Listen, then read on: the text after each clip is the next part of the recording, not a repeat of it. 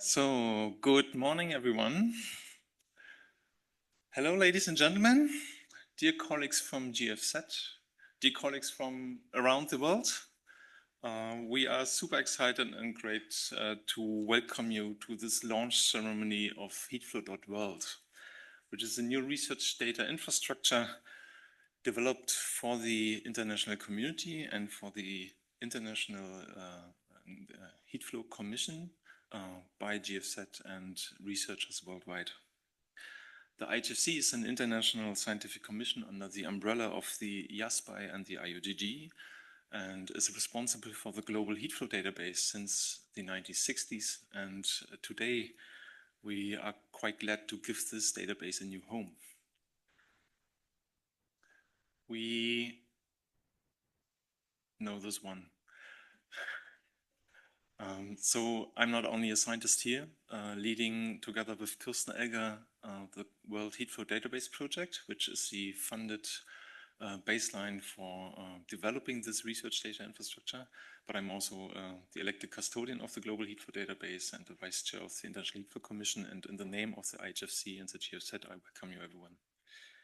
So let's start with a question that might be a little bit uncomfortable to you, and maybe also question a bit the way someone is doing science. So have you ever used data for a model where you have been unsure about its quality when you used it for its calibration? So had you ever the feeling that, there is only this one location that I damn needed for the calibration, but I have no clue about its quality. I have no clue where it is coming from and what it's actually meaning. So that you did not understand that it's more than just a value. I guess this is true for a lot of us, and let me tell you that this was really something researchers that dealt with the global heat flow field and the thermal structures of the Earth have been challenged and faced with for quite some time. And yeah, what we will celebrate today is hopefully the start into an era where we can change this and where we can do this better than probably we did in the past.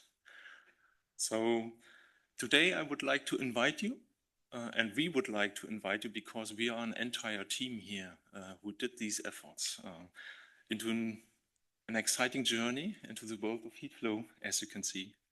So from the groundwork of building international standards, of building a global community again and reactivate a global community, over doing an extensive data assessment and extensive data quality management and so on, into developing a new research data infrastructure that will enable us in future to use these data with sophisticated data science methods, with AI methods. We will present what we have achieved in the past 5 years of work, 3 of which has been performed in the World Heatflow Database Project. And I'm very glad that you are here for that. So maybe clarify first of all what is heat flow actually, because not all of the attendees are familiar with this term. Of course, it's the flow of thermal energy from the Earth's interior to its surface.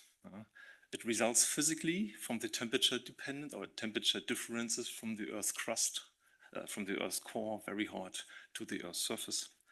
It is expressed as rate of energy per unit area. And typically it depends and is determined on the combination of rock thermal conductivity and the temperature gradient. So that are the essential ingredients for heat flow, and we can determine this parameter in many different possibilities. So when properly measured, and if we know, for example, radiogenic heat contribution from the crust, then it can display thermal energy balance at different interfaces. So we can measure it at the surface of the Earth, but we can also calculate it, this parameter, for the crust mantle boundaries, for the mantle core boundaries. And it can tell us a bit about the thermal energy balance of the Earth itself or any other planetary, as we will see later today. It can be also used by humans, as we know, and influenced by climate effects. And this is actually where the story of heat flow began in the past, with the fundamental question of the evolution of the Earth, basically. So the rise of plate tectonic theory sparked the questions about heat transport across the lithosphere, for example, leading to one of the largest oceanographic measurement campaigns we had in history of human mankind. And in the frame of this oceanographic cartography, it was also started to map it as geothermal heat flow in the oceans and as geothermal heat flow for, let's say, more geodynamic implementations or considerations.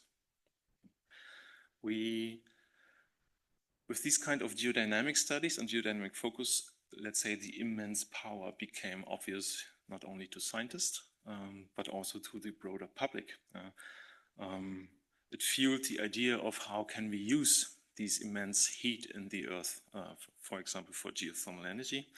And heat flow here was first used as actually indicator for temperature gradients, for larger temperature gradients, for example. But in the meantime, it became a very fundamental boundary condition when we want to describe these kind of thermal systems. Either when we want to describe a background field, or when we want to explain with numerical models how the anthropogenic changes of what we are doing has taken effect. Moreover, the subsurface thermal field can also store the thermal imprint we know from climate. That could be long-term paleoclimate effects, but also short-term recent warming. So, since the techniques, or since then, I mean, techniques and methods used to determine these properties have changed. The first measurement officially from 1939 by Benfield in the UK. This is when everything started, but already half a century earlier, we find first documentation of research that has at least published the ingredients for heat flow, which means the thermal properties and gradients together. And then relatively quickly, we had a number of steps and evolutions over time, which basically resulted in the founding of the International Heat Flow Commission in the 1960s. And from then on, the systematic assessment on the systematic collection of heat flow relevant data for the community. This is important. The HFC is, let's say, a voluntary scientific commission which actually works for the community. So, but as you can imagine, if you're collecting data for over such a long time, then this is not always an easy task.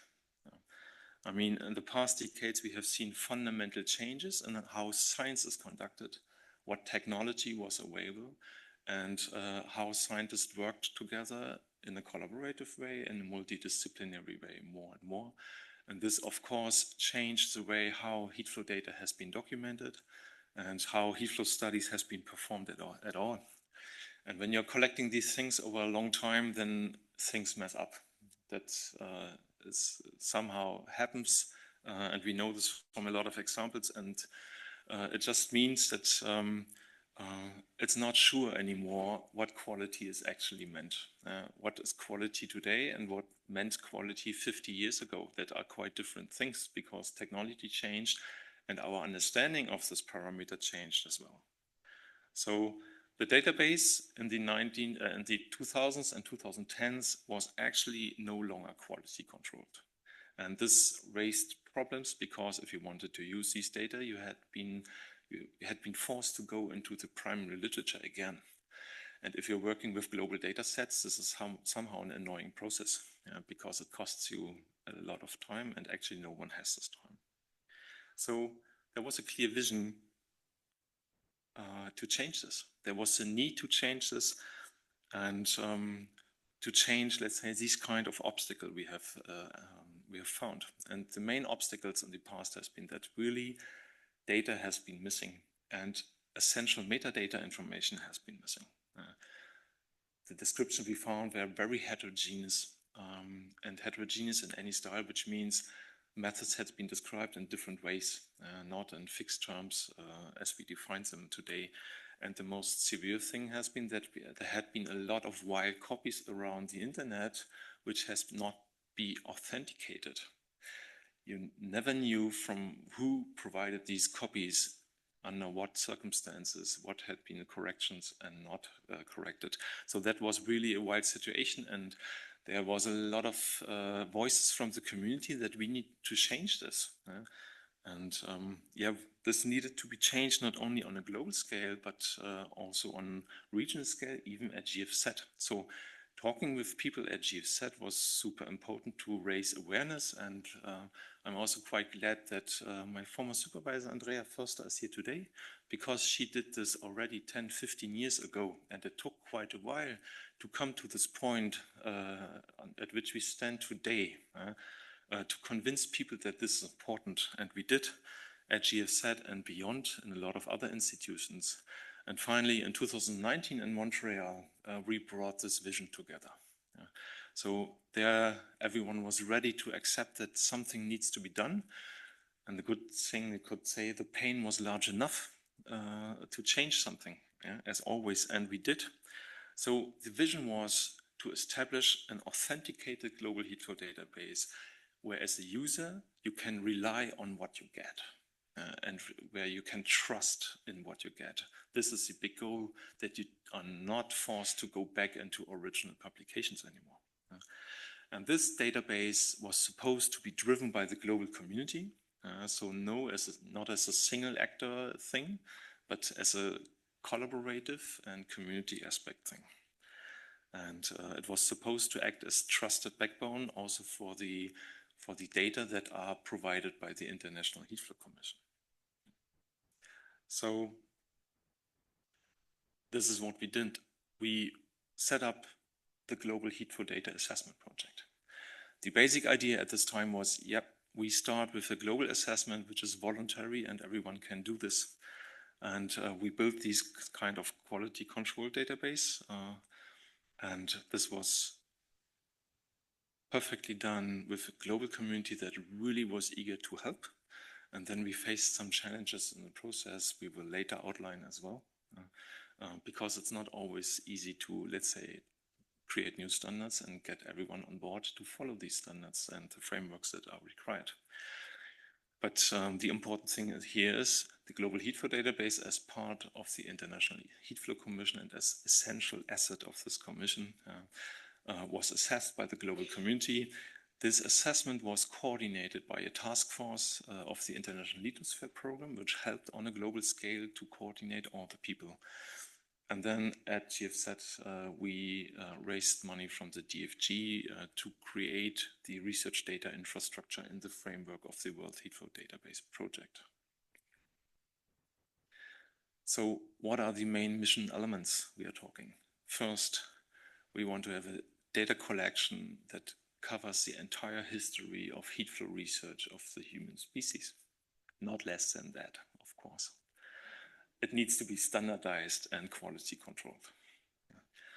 The second thing is we want to build a fair and open data platform, offering tools for data exploration, submission and extraction and publication, of course.